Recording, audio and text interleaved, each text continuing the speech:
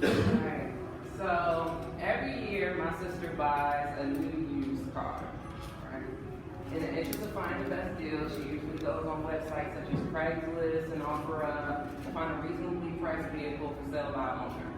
Unfortunately, she often ends up buying a lemon that doesn't last longer than 6 months and thus the cycle continues. So when you're buying a used car online, you can easily be misled or outright defrauded by the seller. As I watched my sister buy car after car with all of these problems from title liens to major mechanical issues, I thought that there had to be a better way. Introducing the drop spot. So the mission of the drop spot is to provide quality, security, and convenience to the buyers and sellers of privately owned used cars online. Looking at the used car market in Hampton Roads alone, in 2018, over 160,000 used cars were sold in this area. That has an estimated growth rate of 6.5% year over year, and over 50% of these transactions were conducted via private party transactions. So it's a great market, but there's some problems. So the problem, number one, is quality. So when you're buying a used car from a private party, you have no way of verifying that car is actually what they told you that it was, right? So, and that person actually has no mechanical background usually, so even if they say, hey, the car is in good working condition, you really don't know what that means, and you kind of have to take their word for it. Secondly is security. So when you're going and you're meeting up with somebody, especially if you set up the deal online, you don't know this person. Usually you're meeting in an undisclosed location to exchange a large sum of cash in order to get that car, all right?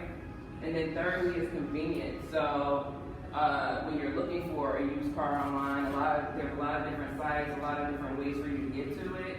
And oftentimes, if you're not looking to spend more than $10,000 on a car, there's really no reliable means on the internet or a trusted source for you to get that used car from. So the solution is the drop spot. How it works is the seller drops off the vehicle at our drop spot service location to undergo inspection. We take the vehicle in and we check it based on 3 conditions. Number one, we check the title to make sure that the VIN number is clean and that it can actually be registered to the new owner. Number 2 is condition, so we run a Carfax and then we also verify that the appearance is what they said it was online. And number 3 is VA state inspection. So we check the mechanics according to VA state inspection rules just to make sure that the car actually passes inspection. Once these 3 conditions are met, it's listed on our site for sale and also kept on our lot for 30 days, right? So we invite our members, our buyers to come online, look at the car, and they can also come to our location and check out the car there. They can test drive anything they want to do before they actually purchase the car. When that buyer is ready to purchase the car, they can come to our drop spot location, swipe your card for the car, and it eliminates the need for cash purchases. So how do we make money? Each seller is going to be charged 10% of the agreed purchase price as a commission and also a $150 processing fee. So we take the $150 processing fee as soon as you drop the car off in order to take it through the inspection and make sure everything is verified and good to go. Our buyers are paying a $99 service and maintenance fee once the purchase is actually completed. We'll also have a title and fee service for $50. So for $50, we'll actually take the title in and get it retitled in the new buyer's name. So based on an average sales price of $5,000, it will be a $774 take-in for the company on each car that we sell. So our competitive advantage, we'll experience direct competition from sites such as Craigslist, Facebook Marketplace, Lego, and also some traditional auto broker websites such as Auto Trader. CarLots was another one that came up. What makes us different is we're focusing on the community and providing safety and security in the peer-to-peer marketplace, right? So usually if you're going on Craigslist to buy anything, there's no middleman, there's no third party in there to ensure that either you're getting what you paid for or that the seller just won't go wrong completely on you. Secondly, quality assurance, so we're actually inspecting the product, making sure that your car can pass VA state inspection, means you're good to go, you can actually take this car on the road. Number 3 is affordable. We're only charging 10% commission and a nominal fee for the service. The convenience factor is major as well because we're not just a car lot, we're also a website and a peer-to-peer marketplace. So people can browse our website, 24/7, and they'll be able to see what kind of cars we have available for what price. We're also reliable, right?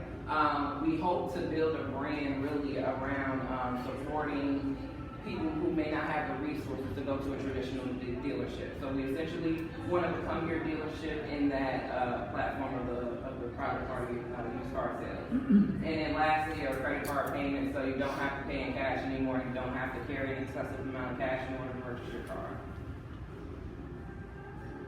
Scale. So although we're starting small, we're going to start with one location here in Hampton Roads. It's going to take the next year or so to build funding, get some support for the idea, and usually, it could really expand from there. This can basically be implemented any place that we open a drop and spot location. We can start taking in buyers and sellers of used cars within that market.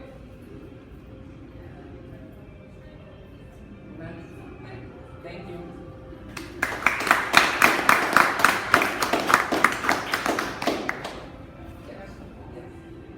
So what experience do you have in this space? So I don't have any experience in selling cars or mechanics or anything like that. I have 10 years of experience in sales and operations management. So the sales background is really, I think, what propelled me towards this idea. I really like helping people. I have a passion for helping people. So just kind of seeing the issues out there, just made me want to, come up with a solution for it. How did you validate the 10% commission number? How did you get to that number? Do you know it's the right number? I'm not absolutely sure, to be honest, but I did start at 5% and realized that was the wrong number because I was going to end up paying 3% back to the credit card companies, right?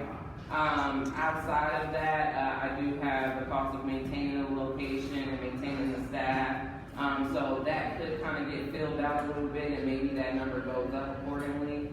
But I do have some wiggle room, I would say. What does your liability look like when you're offering test drives and things like that with other people's property when you own property at the time? So from the feedback that I've been getting, I will need a major insurance policy. There are certain insurance companies that will offer insurance policies to the dealership. So for any cars that are on our lot, we'll have a certain amount covered. So if they're taking on a test drive and something were to happen, I'll be covered. Can you expand on your lot and inspection? You have ASA certified techs. How are you planning on doing that? And also, if somebody buys a car, you get a break that. Do I get one what? It's a tag. There may not be a tag on the car. Oh, yeah. So I plan on partnering with the DMV as a licensed dealership and as well as an auto broker. I haven't gotten into all of the details, but I do plan on having VA certified mechanics there to actually perform the inspection, be able to put the stickers on the car, and then also for us being a licensed dealership with the Virginia DMV, we'll be able to send the titles off and actually run VIN numbers, make sure that everything is clean. So we'll be partnering hand in hand.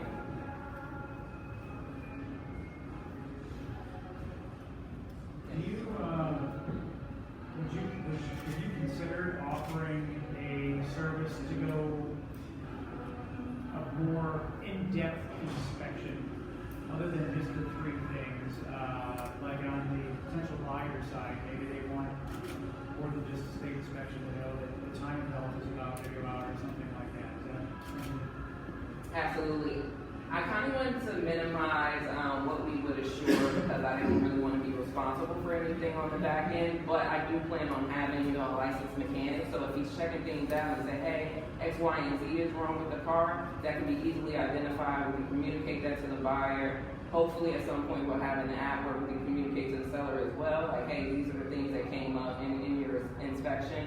I just haven't gotten into the details of exactly what that would be, and I just want to mainly be responsible for the car passing the state inspection to keep it simple for myself. Is your plan to house all the cars on the lot, or what if somebody still drives that car maybe and they're trying to sell?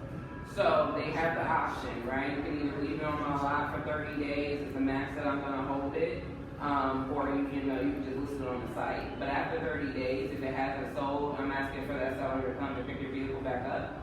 It can still be listed on the site. If somebody does come and they want to buy it, we drop it back off and we take it back in the process. Have you experienced or do you anticipate that there's going to be some learning curve to being able to become a buyer or a seller for this business model or for this? I think one of my biggest challenges will be getting the sellers, right? Getting them to understand, like, hey, the buyers are trusting this brand that we're building, and that's why they're going to come to my website and look for your car. I was also thinking about maybe going to some local auto mechanics that maybe have cars on their lot that they're not selling. Kind of using that as a way to say, hey, list your car online here. Maybe waiving the fee in the beginning just to get the support behind it, for the seller, because really that's going to be the big deal. The big deal, like a thing you can sign and shop, making sure that you have people that want you to sell the product on. How do you think someone like CarMax would respond to all this? They might not be happy, but the difference between Central CarMax, granted, is I'm going off after a lower income target market, right? So CarMax is not retailing anything on their site less than $10,000, right?